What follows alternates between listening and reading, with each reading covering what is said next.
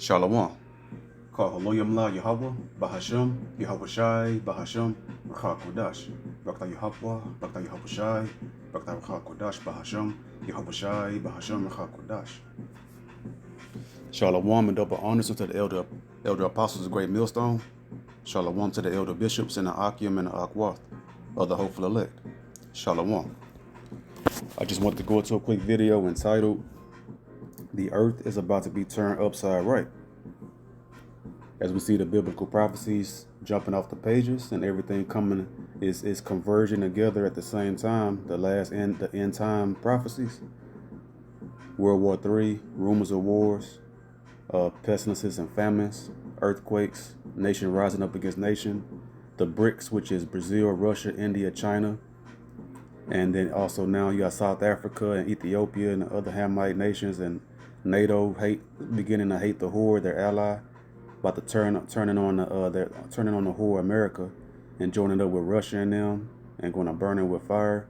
All the prophecies are converging at the same time, and it's not a coincidence, right? This is being orchestrated beautifully by the symphony of the Most High that He's putting together, and then also having to wave your hand, the palm payments, right? And that's being that's now available in Whole Food stores now, and that's a precursor of what's going to become the norm of payment. Not a coincidence, right? And then the greatest prophecy yet is the return of the Messiah. In the midst of everything. So everything is about to be turned upside right, because everything is upside down now under this cave beast, the so-called white man, Esau Edom. We'll start at Isaiah 29:16. Surely your turning of things upside down shall be esteemed as the potter's clay. So America, Babylon the Great, this is the clay of the so-called white man. Everything is backwards, right? And then he has his tentacles stretched throughout the four corners of the earth, spreading the same philosophy and influencing and getting drunk the other nations with that Babylonian Satanist understanding. For shall the work say of him that made it, he made me not. So the American Babylonian citizens cannot say that they did not make the society the way it is. They're rulers, they're wicked rulers on the left-hand side, right? Or shall the thing framed say of him that framed it, he had no understanding. So no one can gainsay or scoff or lie and try to explain away and lie about how society is upside down, evil, wicked, and cold, and cutthroat and savage. Because everything is upside down. The earth is out of its course. Everything needs a healing, from the air, water, and the Israelites that's endlessly oppressed by the so-called white man, the Israelites, so-called Blacks, Latinos, Native American Indians. Jeremiah 31:22. How long wilt thou go about, O thou backsliding daughter? For the Lord Yahweh, Bahasham Yahweh Shai, hath created a new thing in the earth. A woman shall surpass a man. See, because this modern stuff is all new. This society is after the vibration of woman worship. A woman has no accountability, and she can do and get away with every and anything that she wants to. This society has a woman worshiping vibration, and this is a curse that the Most High allowed to occur, because the Most High is thoroughly punishing us and chastening us for our wickedness. That's why this place has what happy wife, happy life, and all manner of woman-pleasing spirits about it. And a man is just thrown underneath, tossed to the side, and he can't say anything about it. So we'll go to Jeremiah 44 and verse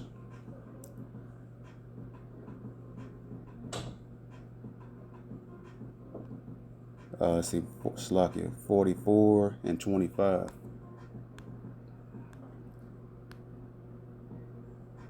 Thus said the Lord Yahweh by Hashem Yahushai of hosts, the power of Israel, saying, Ye and your wives have both spoken with your mouths and fulfilled with your hands, saying, We will surely perform our vows that we have vowed, to burn incense to the Queen of Heaven, and to pour out drink offerings unto her. So that whole the culture of pouring out drinks to the dead homies and all that goes back to pouring out a drink offering to heathen idols and gods, to Semiramis and whatever other deity they was worshiping, right? So that's all. That's nothing new.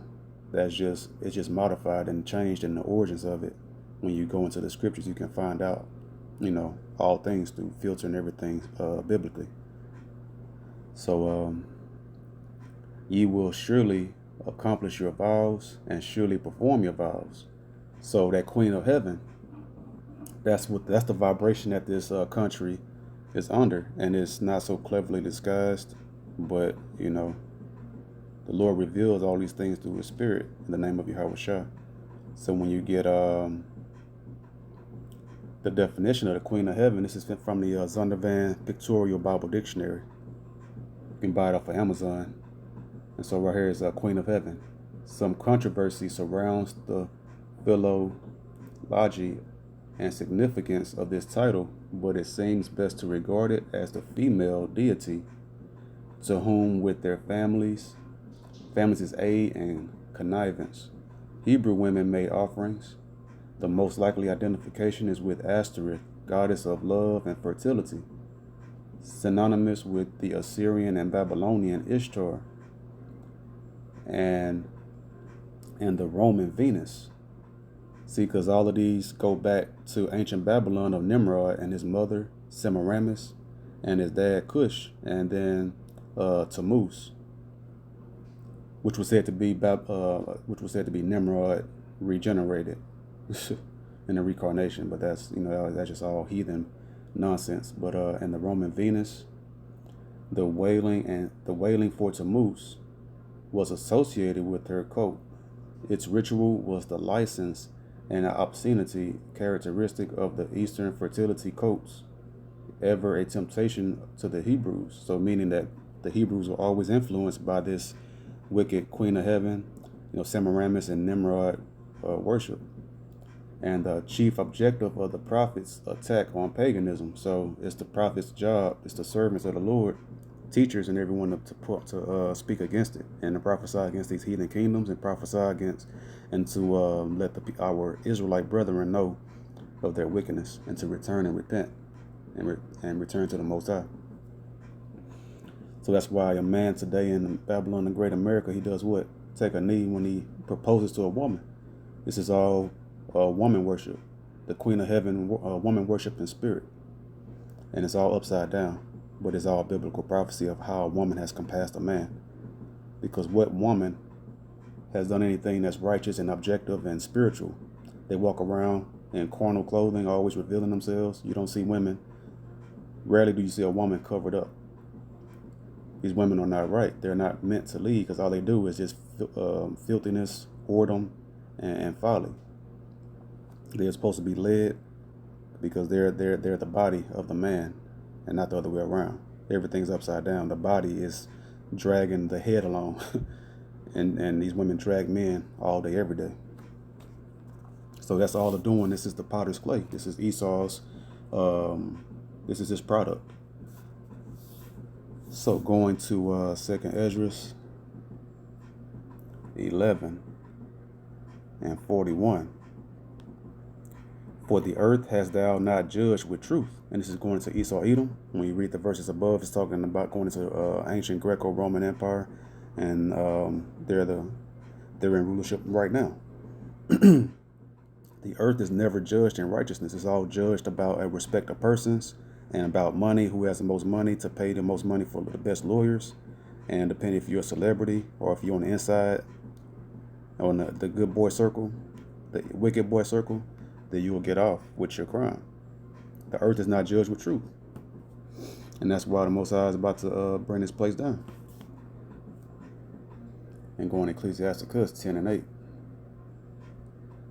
Because of unrighteous dealings, injuries, and riches got by deceit, the kingdom is translated from one people to another.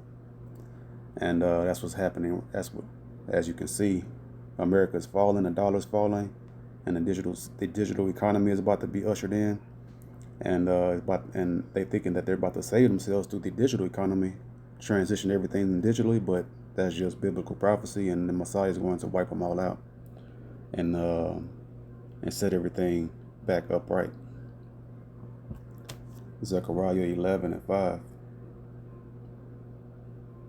Just something real quick in the spirit. Get some edification out. Lord willing, this video is edifying. Zechariah 11 and 5.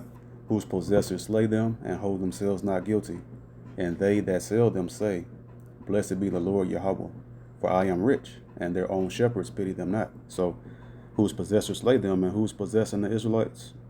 So-called white races, so-called white man in America, and throughout the four corners, and the police brutality. And then what happens? They're not guilty. They hold them in their injustice court. They're ruling unjustly.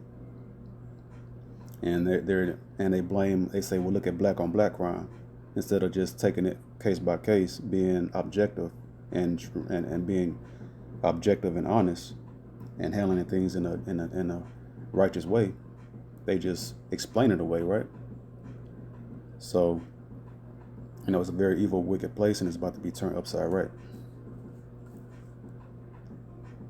Isaiah 54 and verse 5. For thy maker is thine husband, the Lord Yahweh, Bahashem Yahushai of hosts is his name, and thy Redeemer, the Holy One of Yasharallah, of Israel. Yasharallah is the true Hebrew way to say Israel. The power of the whole earth shall he be called. And this is a prophecy. Is the Most High the power of the whole earth yet? No. That's going to happen when Yahushua returns and set everything upside right. And this does not mean for the ignorant Christianity people that blaspheme the scriptures. This does not mean that all people will be saved. This is going to be, what did Most High say in Genesis to Abraham? Through thy seed all nations shall be blessed. Through his seed, which is Abraham, Isaac to Jacob, the Israelites. So they're going to follow the Israelites' lead. And that's how the Most High is going to be the power of the whole earth. Once Mount Zion is the highest mountain, exalted above the other mountains, the other heathen nations, they're going to go up to us and learn the ways of the Most High in the kingdom of heaven to come. Verse 7. For a small moment have I forsaken thee, but with great mercies will I gather thee. See, the Most High has forsaken us in America, technically from around 1492, from Columbus to 1619, when the Southern Kingdom, so-called blacks, went into captivity over here, right, to build a nation, to build America after the Edomites slaughtered the natives, which is our Northern Kingdom brothers. That's the Most High hid his face for a while and allowed that to happen. And now the Most High is having great mercy by allowing us to come back this great calling and awakening, right? And then after that, he's going to do what? That's that great mercy. And then he's going to gather us once we awaken. The 1/3 is sealed. Verse 8. In a little wrath I hid my face from thee for a moment. And that's that little moment we're in right now. But with everlasting kindness will I have mercy on thee, saith the Lord Yahweh, Bashem Yahushai, thy Redeemer. So that's everlasting kindness is going to what? The kingdom of heaven to come, when he sent his right arm, Yahushai, to redeem us. Lamentations 4 and 21. Rejoice and be glad, O daughter of Edom, that dwellest in the land of Uz. The cup also shall pass through unto thee. Thou shalt be drunken, and shalt make thyself naked. See, they over here with that, they're drunk off their own wine or false philosophies, and they're going crazy, and they're being exposed. So now they get to rejoice, because now it's their time to receive judgment, and because of their evil, wicked doings. Isaiah 14 and 12. How art thou fallen from heaven, O Lucifer? Lucifer means light bearers, or so-called, aka the Illuminati. This is all about the elect on the right hand side, the 1/3 of Israel, and then the wicked elites on the left hand side. The 1/3 of the elect of Israel is under the vibration of Yahweh and Yahweh Shai, and the wicked elites on the left hand side, so-called Illuminati, or or underneath their vibration of Satan. See, Lucifer equals light bearer, so that goes into the Illuminati. But the true Illuminati, the true light bearers, the light of the world, are the elect of Israel, because the true light is the lamp of the Most High law, statutes, and commandments. Let me see. I think that's here, Proverbs 6. Let me try to type it in real quick.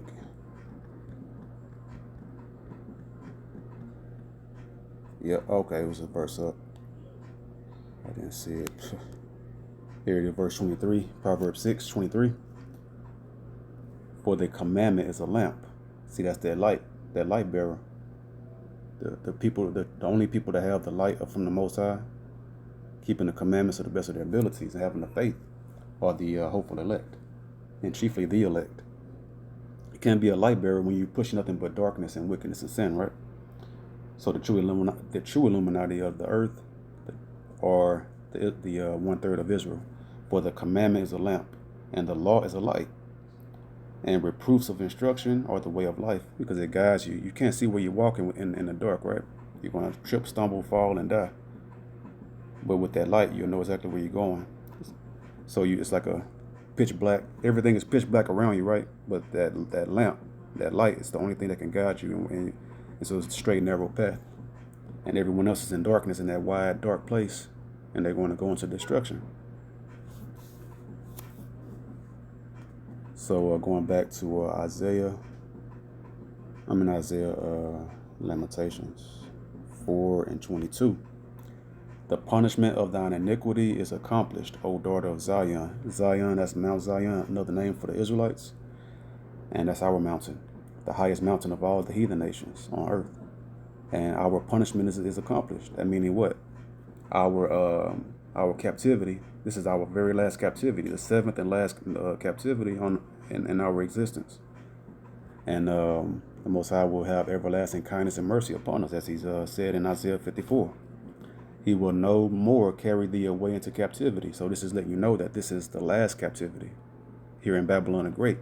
Because why? Because Jeremiah, the book of Lamentations, is written by Jeremiah the prophet. And he wrote that during the Babylonian captivity, the ancient Babylonian captivity. So if they were talking about that captivity, then we wouldn't be in captivity here in America, Babylon the Great now. So this is the last this is a prophecy talking about Babylon the Great, America. So we won't be carried away again, because we just got carried away again. So that wasn't talking about the ancient Babylonian captivity. He will no more carry thee away into captivity. He will visit thine iniquity, O daughter of Edom. The Edomites, so-called white race, letting you know Esau Edom is still here on earth, and he's still here being wicked. He will discover thy sins. That's what it's all about. Restoring the kingdom of heaven to the Israelites.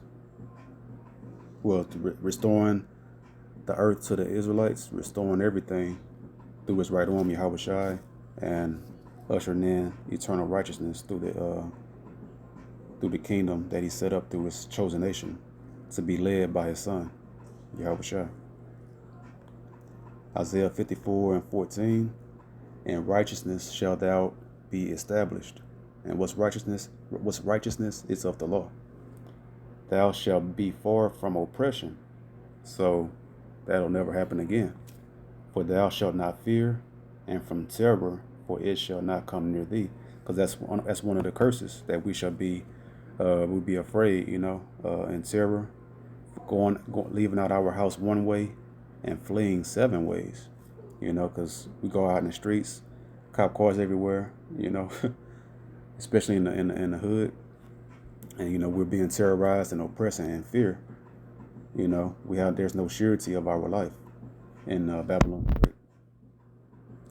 And Babylon the Great here. So verse 15, behold, they shall surely gather together, but not by me.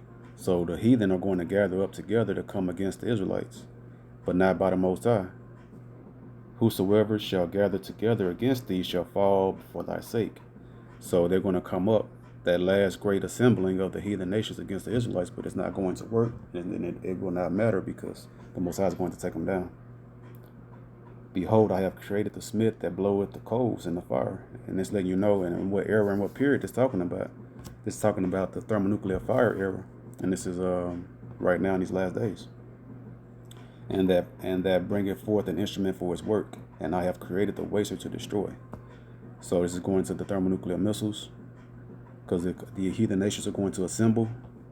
In Ezekiel 38, Gog and Magog, Russia and its allies. And then they're going to come up against Israel. Well, in Babylon the Great, America holds the most concentrated amount of Israelites, but they're going to get saved up before those missiles hit. And even in America, they're going to try to come up against the Israelites in Isaiah 59:19. When the enemy shall come in like a flood, the Most High is going to lift up a standard against him. And that's going into what? That standard goes into spiritual powers and miracles going to be happening for the elect to be preserved. And why? Because verse 17, no weapon that is formed against thee shall prosper, and every tongue that shall rise against thee in judgment thou shalt condemn. So every idle word these demons these heathen try to speak, and even 2/3 of the wicked Israelites are going to be destroyed and judged for it. And every tongue that shall rise against thee in judgment thou shalt condemn. They're going to be condemned. They're going to be exposed for being hateful and wicked. This is the heritage of the servants of the Lord Yahweh. And who are the servants? Amos 3:7. The servants are the prophets of the Most High. And the prophets are also, they're the head of the 1/3 body. And the 1/3 are doing their best as well. And they're going to be protected and preserved along with the prophets and the elders and teachers.